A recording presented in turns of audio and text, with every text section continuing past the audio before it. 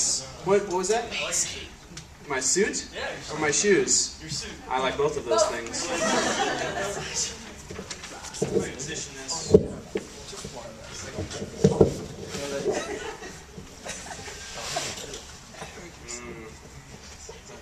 Yes. Can you guys hear me? Yes.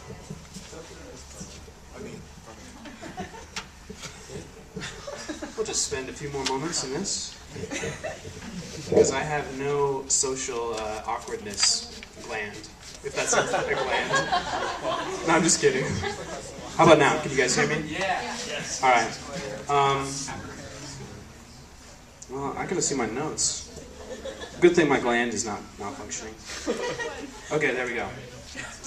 So, welcome everyone. I'm glad you're here. I'm glad you stumbled in from whatever you were doing in the union, or we're just sitting there and I might not have noticed you.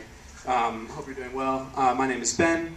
I'm an intern with InterVarsity. I'm here at NAU, but I'm from Montana.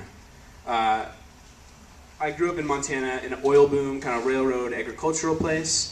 One of those towns where no one remembers how the town got started, except it's like guarded in some ancient scroll in City Hall. But everyone else lives there because everyone else lives there. So, one of those places. It's a town called Glendive. You probably don't care or know. That's okay. I was grateful for my childhood there. Because I grew up in just like a loving family, life was pretty good. I grew up in the church as well. And I've seen the good and the bad and the ugly from within. And I'm just like you. That's kind of the answer. I didn't know what to major in back in college. When I was a student, I didn't know the future, but I do know how to grow a big, bushy Montana-based beard and twirl my mustache around. And so that gives me a lot of because in Flagstaff, you guys also like your beards and lumberjack-based things, and also flannel, I suppose, too. So I fit in just at home here. But actually, I graduated in a bachelor's in religious studies at Montana State University, and so I love the discussions that we're having here, how life and religion intersect, and these sorts of deep questions that we're going to talk about tonight. But ultimately, I'm just like you. I'm just trying to figure out this life and what this world's all about. I'm a student of Jesus. I've been following him for my whole life. Trying to live it through the suffering and the pain and the hard questions, trying to see if it's all worth it. So those are my credentials as I come to you tonight, as your peer. I will be sharing some of my personal experiences, as well as some theological, psychological, and hopefully some logical thoughts. I'm confident that these things will be relevant to you, because they're relevant to me. Thank you for being here. During this Hard Questions series, we've been genuinely had some meaningful dialogue about the reality of the rationality of God, and his goodness of him in a world of suffering. This final talk in the series isn't trying to finish the conversation, but it is asking a more personal question. You can believe that belief in God is rational. You can even believe that God is good, but it is another matter altogether to believe that following this God, this Jesus, is worth it. That is a meaningful but hard question. Maybe you're here and you are a Christian. You've called yourself his follower, but you need to take another look at the facts. Maybe you are discouraged, suffering, and you need to know that God is indeed worth it. Maybe you're interested in God, but you're not sure if he's worth the hardship or the change. Maybe you're on the fence, and you can just see just as many reasons for not following God and Jesus as for following him. Maybe you're skeptical about religious people, organized religions, that claim to offer a solution for all people universally. Maybe you've once followed him, or called yourself a Christian, but not anymore, not since that thing, that event, that instance, that moment of pain. Where are you tonight? Be honest with yourself, and be honest why you're interested in this question.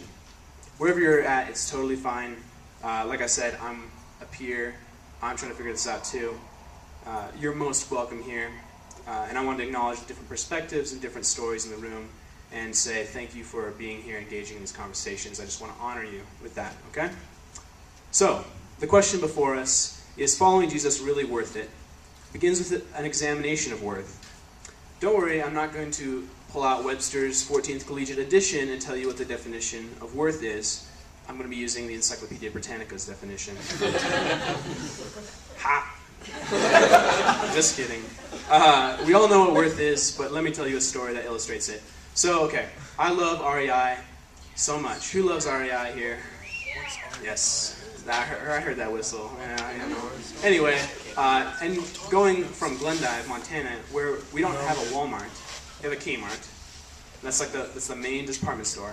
You have to understand that I find REI and its sort of stores very still magical and just amazing, full of treasures of all kinds. I go in and I just am like, man, you know what I need? Another headlamp.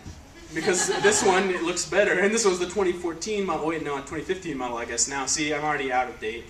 It's just embarrassing. But I go in and I'm almost always convinced to try a new recreational activity or sport. I'm not a climber, really. I've climbed before because I was in the Boy Scouts and such. And you have to climb when to be a Boy Scout, I think. It's part of the art, Scouts law. But anyway, I'm not a climber, but they've almost convinced me many times to be a climber because I go in and the people are so nice and they're like, oh yeah, dude, here's a free class, get 10% off on your dividend, like to be a member here and stuff like that. And I'm like, oh man, your display is so colorful and so nice. Anyway, that's beside the point. The point is that I'm not working at REI. I'm an intern with InterVarsity, but I really love it. And so I was in REI the other day. I found myself the other day looking for sleeping pads. So, thank you, Trick. You can see here I had several choices. I'd already, of course, narrowed it down from about 6 or 7 different choices, and here we have 3. I could tell you a lot about these sleeping pads, and I will. So, first of all, there's different types of sleeping pad. Of course, there's the foam type. Then there's like the self-inflated type, and then there's the inflated type. It's very complicated, but they have all these different insulation values, which is called R value, which goes from 0 to 9.5, not 10. I don't know why. There's obviously weight of them, the distance off the ground, a lot of various factors that I was trying to ascertain. Like, okay, what's the value? What's the worth of this sleeping pad, right? And I was like talking to the person. I'm like, hey, there's this closeout model online, what do you think about this? And they're like, that's fine, we're not paid on commission, so I don't mind. And I'm like, yes, sorry, yeah, you're the greatest. Anyway, so I didn't need to tell you this story to show you like what it's worth, really, because you all kind of know, we go to a store, we go to REI, we kind of say, okay, do I care about weight the most? Do I care about the inches off the ground? Do I care about the insulation factor, et cetera, et cetera? We're all asking those questions. I probably could have just quoted what worth is out of Webster's and you would have been fine. But anyway, the point is, let me tell you the background of this story. So I went camping this last weekend with some of my roommates and friends. We went about 5 miles down south. Yes, it's funny. I look funny in my Boy Scout hat. It's not a Boy Scout hat, it's just a hat. Anyway, we went about 5.5 miles south east on the Arizona Trail. Just backpacked, it was really fun. And like I said, I'm a Boy Scout, so I should have known better, but I brought my Walmart bag, my Walmart sleeping bag, and my little cheap foam pad, see, and that Walmart bag was rated for about 40 degrees, and it was also like 4 years old, and so I don't think never been washed either, I don't care, but anyway, it's okay. I didn't it's fine. So I should have known better, but I did bring layers, but it still wasn't cold.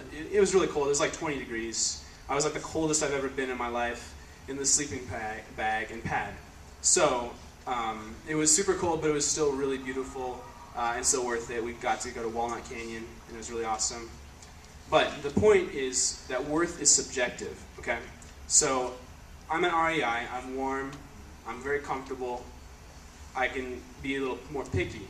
I'm like, okay, this sleeping pad is, $10 more. What is it really worth it for that 0.5 increase in the R value and the 0.2 inches off the ground it gets me, et cetera, et cetera. I could be really picky and looking for models online.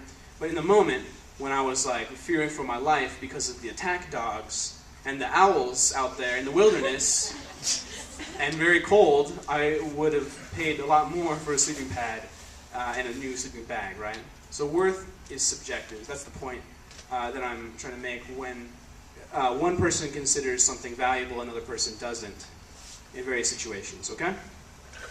So this idea is actually in the biblical text itself. In one of the accounts of the life of Jesus, he says, "I am the bread of life. Whoever comes to me shall not hunger, and whoever believes in me shall never thirst." When many of his followers heard this, they said, "This is a hard saying. Who can listen to it?" And then many of them turned back and no longer followed him. So Jesus said to the 12, "Do you want to go away as well?" Peter answered him, "Lord, to whom shall we go? You have the words of eternal life, and we have come to believe and come to know that you are the Holy One of God."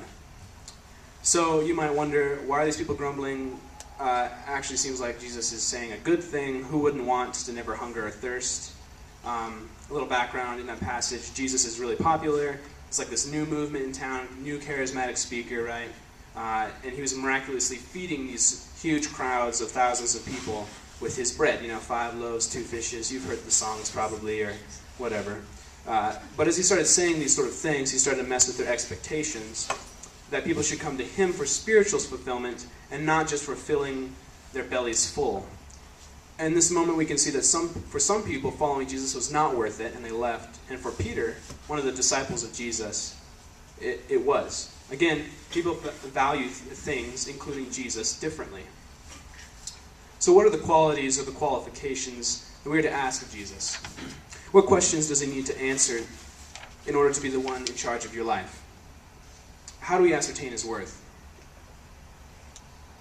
So, we did that discussion question at the beginning. I'm just curious, what was your response? What is one of the most valuable things in your life? My guess is that some of you didn't just think in terms of money. If we did think only in monetary terms, we would have a car, a laptop, our stocks, or mutual funds, or whatever, or a sleeping pad in mind. I know you guys all have mutual funds, right? And houses and things, and airplanes. For me, my answer wasn't a monetary thing as well. It was some letters in a photo album that my mom made before she passed away due to breast cancer.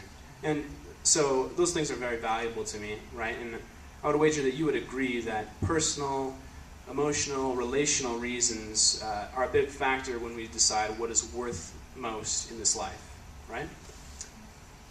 So when we have this discussion of worth in regards to what our lives are going to be about, who we will follow or believe, what causes we will campaign for, who or what we will work for, and ultimately what or who we will die for, we all acknowledge that it is not simply physical or money-based reasons that compel us.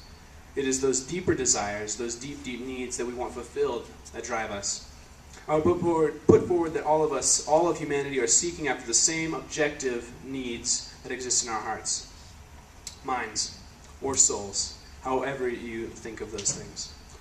Let me introduce a psychological concept for you. Maslow's hierarchy of needs. Welcome to Psych Class 101. Boom. Abraham Maslow, in 1943, thought about human motivation and how we determine what we value or pursue, and came up with this theory. Basically, as you meet the needs in the bottom, the physiological needs, such as safety or food, then you can be free to pursue those other needs that we have.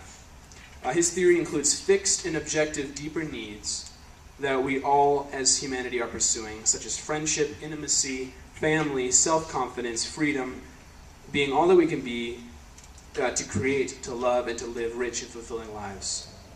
Recent research also validates the existence of these universal human needs, not just Maslow. Here's an example of that later research. As you can see, Wi-Fi is the basic of all human needs, below even food and water, as we all know. So, if we all have these similar needs that seem to be objective, why don't we all do the same things? Well, for one, we might have the same needs, but we subjectively come to different opinions on how to fulfill them. For example, I would put forward that we all have a universal need for love and intimacy, but two people can attempt to fill this need in quite opposite ways. Let's look at two common ways that your fellow college students attempt to fulfill their needs for love and intimacy. One student may decide that they want to have a monogamous relationship, wait for marriage, and commitment to have sex or even kiss, in order to have the most fulfilling marriage that they can. A second student might decide to pursue as many people as cross their way, and try to hook up with as many partners as they can in order to get the most excitement and variety in their love life that they can, to be fulfilled that way.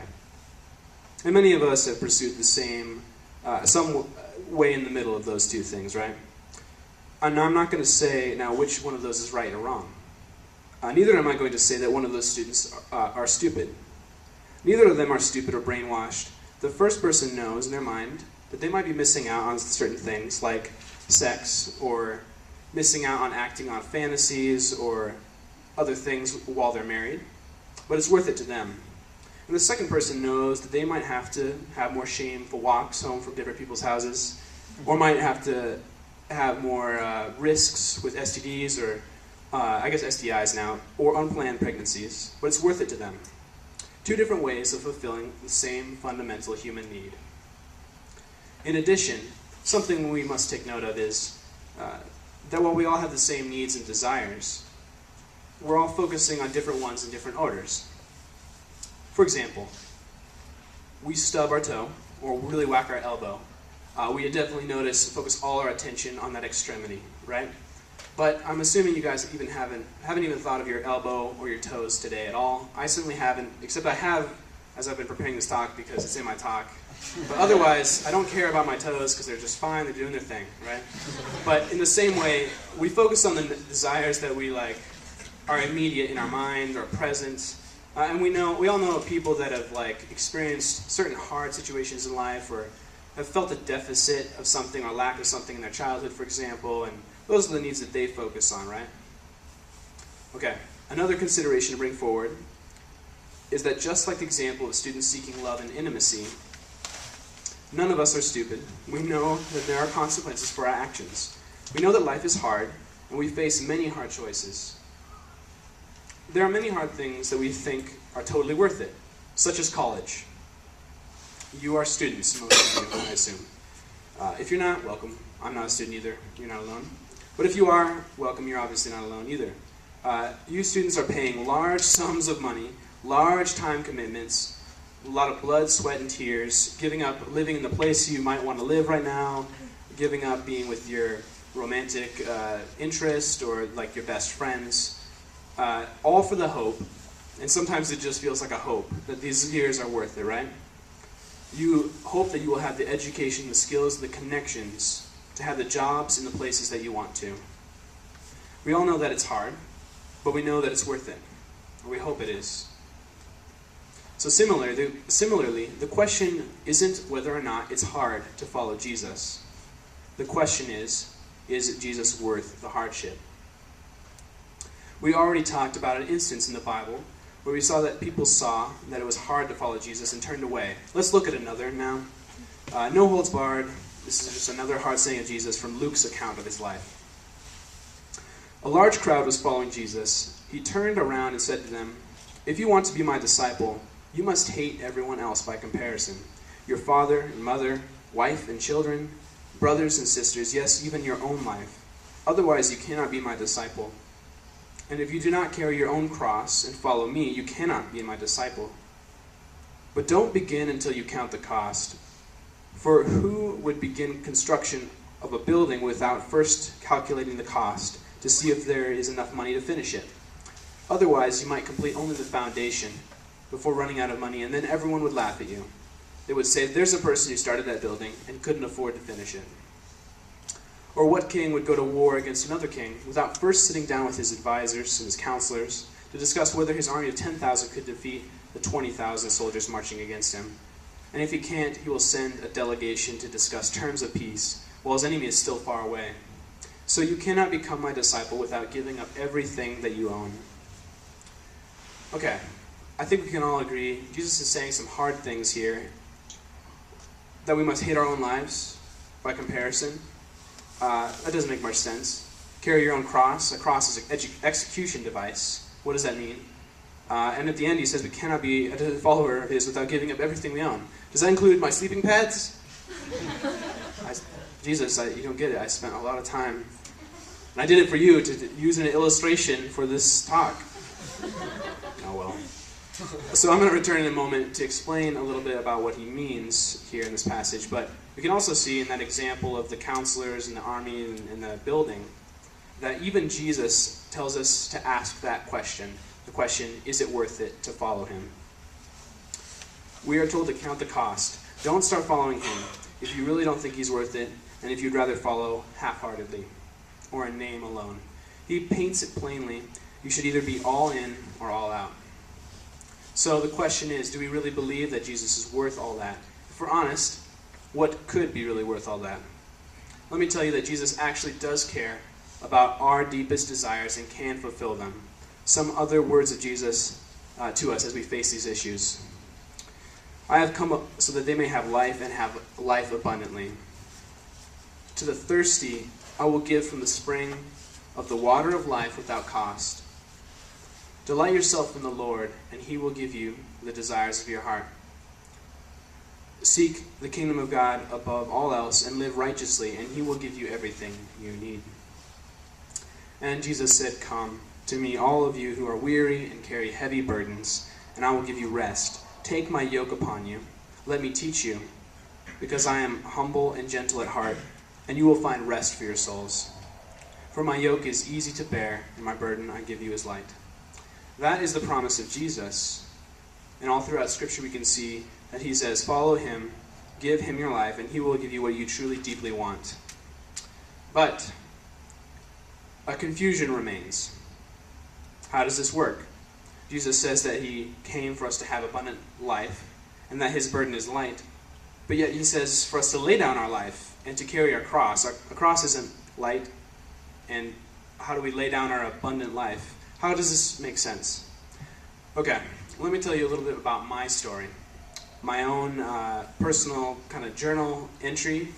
I wrote these things a while ago after a particularly hard season of my life. They're kind of some pretty heavy thoughts. I didn't write them thinking I'd share them, but they share part of what I've experienced, okay? So give me some grace. It's not meant for you originally, so if I'm like, calm down. Okay. Following Jesus has ruined me. My eyes are open. The longer I follow Jesus, the more things in this life cease to give me fulfillment. If you want simply to live in ignorance, my suggestion is not to follow Jesus. It says in the Scriptures that the truth will set you free, but what if you want to be a slave? What if you want to seek life in relationships, sex, alcohol, food, movies, video games, religion, morality, politics, careers, money, parenting, retirement, vacations, homes, and a million other things in this world? You will find that they are sand. That is the strange mercy of Jesus. He will not let these things become satisfying to me. I used to think that if I gave my life to Jesus, he would bless me and give me fulfillment in the things that I liked and in the goals and the dreams I pursued. What I was doing is putting my faith in karma. I believed that my good merited me good in this life. That is foolishness. I deserve nothing but death. Here I am, a son of the Most High God, a follower of Jesus, searching around in the mud for fulfillment. When everything is in the house of the Father, what do you want out of life, Ben? Your culture has prepared for you a future. If you want that, just ride along. Ride along on the backs of those who are less fortunate. Our culture makes it almost impossible to care for the poor. Always going someplace, almost always in our insulated, comfortable cars. So easy to ignore that homeless person, the other behind our glass, the glass of a car, or the glass of the computer screen. We are bystanders. We are nearly useless to Jesus. Why does it matter if we know the truth, but we are still slaves to our culture? Okay, heavy stuff. Let me translate myself for you. I grew up in the church. And I've been playing this game for a long time, friends. I, for so long, have wanted the things of this life. A girlfriend, a wife, status, power, wealth, pleasure, purpose, and above all, a fulfilling and easy life. But as I follow Jesus more and more, the hard words of Jesus start to make sense. He says, if you try to hang on to your life, you will lose it. But if you give up on your life for my sake, then you will save it. And what do you benefit if you gain the whole world but lose your own soul. Is there anything worth more than your soul? I keep chasing after fulfillment in the things of this world. But even if I was to get all of those things that I desire, I would never be satisfied. I would be like a rich person who gets more and more money, more and more things, but never feels rich and always wants more. Jesus knows this about me, and he knows this about us. The hard truth is that we all are seeking to find fulfillment to these desires that we all have in 1,000,001 ways, but we never seem to be fulfilled. Our desires never seem to be met. Here's an example of how we think sometimes, or at least how I think sometimes. Oh, we finally have a relationship. Oh, but it's not what we thought, so we just need to have sex. Oh, well, that didn't really leave me feeling fulfilled or satisfied either, so we should get married. That's it. Well, now I just start to see even more of their flaws, and they aren't dressing up for me as they used to, and they aren't fulfilling my needs, so this must not be the one. We must just not be for each other. They're not meeting my needs. Let's get a divorce. Let's start over. But this time, we need to have kids and retire, and I need to make sure that they're meeting my needs. That sounds like me. I don't know about you. The longer I live, and the more I believe that we won't be satisfied by the things that this world has, the things that we pursue so much. C.S. Lewis, the author of the Chronicles of Narnia, said this: "If we consider the unblushing promises of reward and the staggering nature of those rewards promised by Jesus, it would seem that he finds our desires not too strong, but too weak.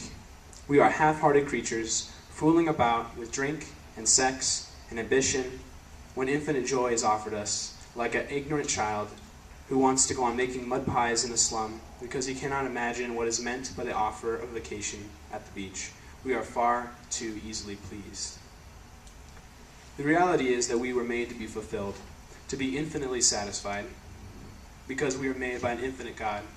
I can feel that in my chest, because the more I try to be satisfied by money, success, power, relationships, pleasure, or seek after this easy life, the more those things crumble in my hands like a sand castle in the storm. What about you, friends? Are you like me? Have you pursued things that haven't lived up to your expectations? Looked for love in the wrong places? Looked for safety with the wrong people? You aren't alone. In my life, as I said in my journal, Jesus keeps revealing the ways that I'm not satisfied, that I can't be satisfied with the things I'm pursuing. He doesn't tell me that those needs or those desires for love and intimacy, purpose and meaning are wrong. He tells me that I'm looking in the wrong place. Sometimes Christians get a bad rap because it sounds like they're saying that these needs that we have are wrong, that sex is wrong, or that love is wrong, or those sort of things. That's not the case.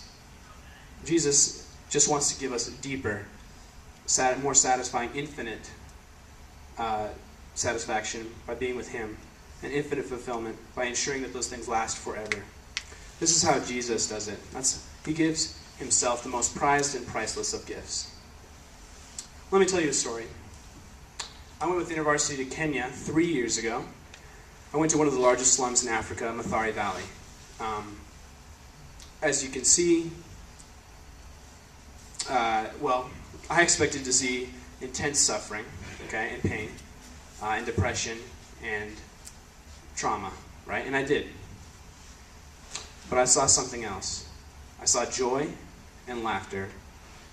These people I met in the slums had nothing. They had shacks built on a dump next to the sewage. They don't have a car, or a laptop, or college educations, or mutual funds, or even access to clean water or reliable food. So according to our world standards, they should have been pitied. According to Maslow, they haven't even lived a moment of their life as fulfilled. But they had more joy and contentment than most people I know. All they had was Jesus. They knew the things that last in this world are people in Jesus. Nothing else lasts.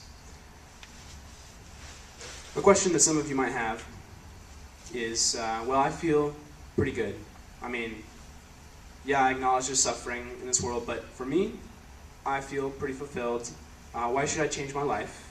I feel kind of content right now. But listen carefully, my friend. I hear you. I've experienced rich things in this life as well. And those are the grace of God. He's given us those things. That's what he meant for life to be like. Those moments where life is good and rich and is full of laughter and joy. Those are what he meant for life to be like. But because this world is fading away, is broken, those things aren't going to last this time. Even the best marriages end, the sweetest lives pass away, and all of our triumphs and our accomplishments, all of my talks, all of my possessions, all of my prestige is going to go away into nothing. Jesus is offering you something bigger and better. He is the same yesterday, today, and forever, and he can give you life and purpose that lasts infinitely. Friends, it is hard, so hard to seek after things that are beyond this world, that are all about love and forgiveness, mercy and service. Those are the things that Jesus teaches us about. Our culture and the ways that we try to fulfill our desires tell us to try to get ahead as much as possible. Make sure that you are taken care of. Make sure that others keep in mind your needs. Make sure you are safe. Save your life.